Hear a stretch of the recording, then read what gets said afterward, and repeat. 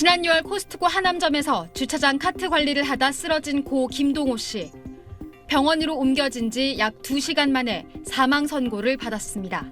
그런데 코스트코는 김 씨의 사망 사실을 하루가 지난 다음 날에야 노동부에 신고했습니다. 산업안전보건법상 중대재해 발생 시 사업주는 지체 없이 노동부에 보고하도록 돼 있습니다. 즉시 지체 보고해야 된다. 인지하자마자 해야 된다는 의미겠죠. 그게 당연히. 알면 즉시 해야 되는 거죠. 고용노동부는 최근 늑장 보고에 대해 산업안전보건법 위반을 적용해 코스트코 법인에 과태료 3천만 원을 부과한 것으로 확인됐습니다. 여기에 김 씨 업무가 계산원에서 주차장 업무로 바뀌던 당시 안전보건 교육을 실시하지 않았던 점에 대해서도 500만 원 이하의 과태료를 부과했습니다.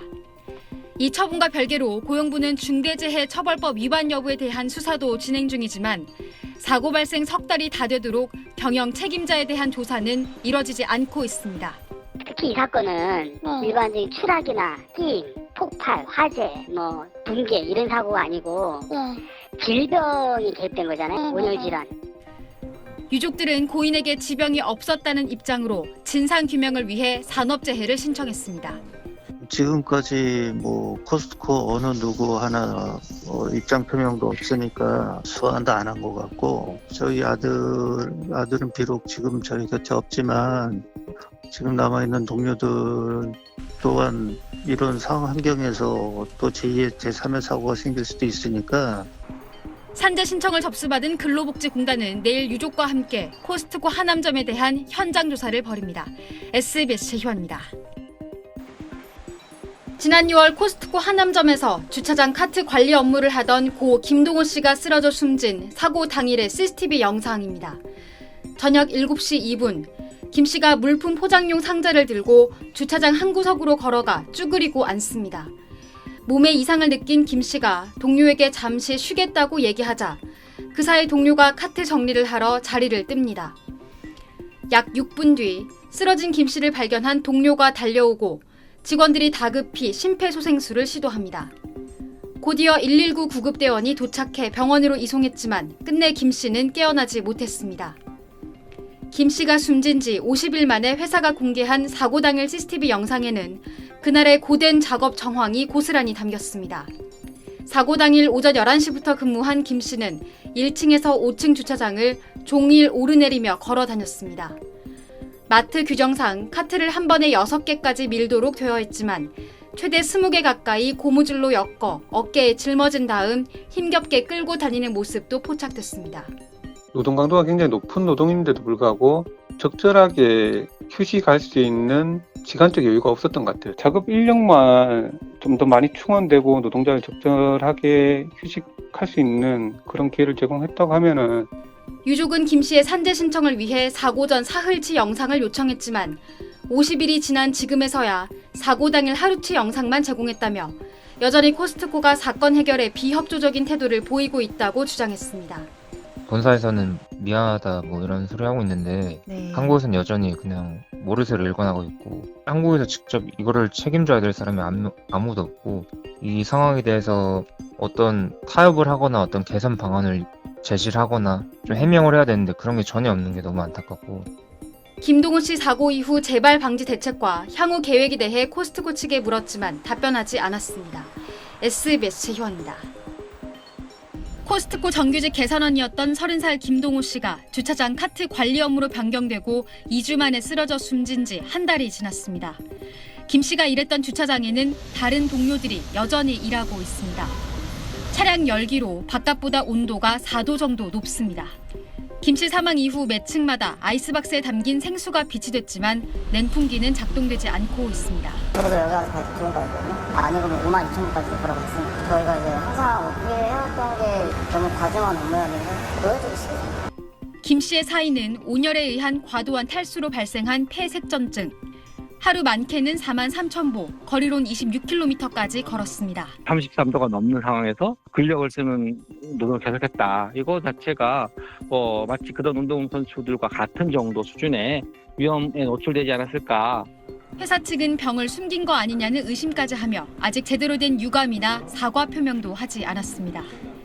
배치 전 건강검진에선 문제가 없었습니다. 자기가 빠지면은 나머지 또 같은 동료 직원들이 너무 힘이 드니까 조퇴를 이제 못하고 대표이사도 와서 뭐 병 있지 하고 병 있는데 뭐 숨기고 입사했지 그러는.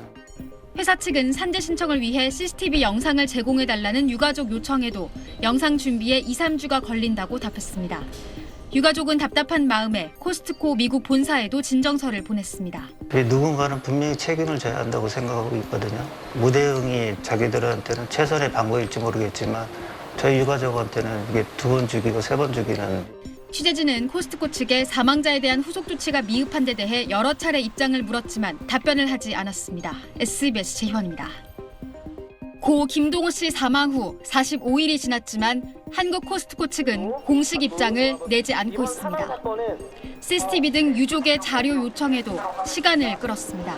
CCTV를 저희가 이제 6월 26일 날 요구를 했더니 자기들은 그 개인정보보호법 때문에 내줄 수 없다. 지금 한 40여일이 되는데도 전혀 그런 건 없었습니다. 오히려 김현장 변호사들을 사가지고. 한국지사의 무대응에 유족은 미국 본사에 사건 해결을 촉구하는 메일을 여러 차례 보냈습니다.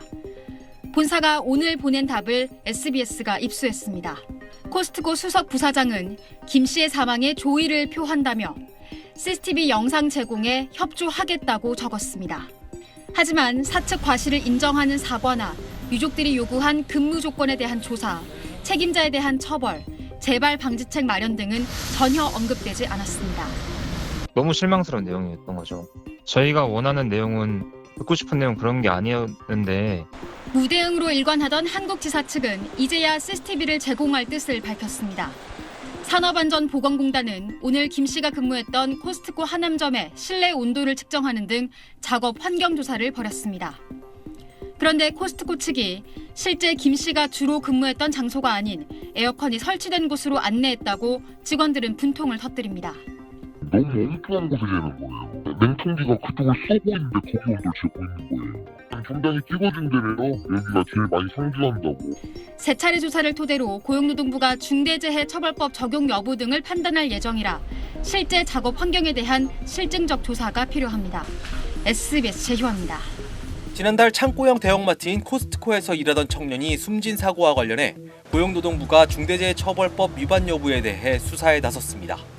고용노동부 경기지청은 코스트코 하남점 직원 29살 김모 씨가 근로 중 숨진 사고를 조사 중이라고 밝혔습니다. 김 씨는 지난달 19일 저녁 7시쯤 주차장에서 카트 및 주차관리 업무를 하다 갑자기 쓰러졌습니다. 이후 인근 병원으로 옮겨졌지만 2시간여 만에 결국 숨졌습니다. 마트산업노조는 병원이 발급한 최종 사망 원인 진단서에 따르면 고인의 사인은 폐색전증 및 온열에 의한 과도한 탈수였다고 밝혔습니다.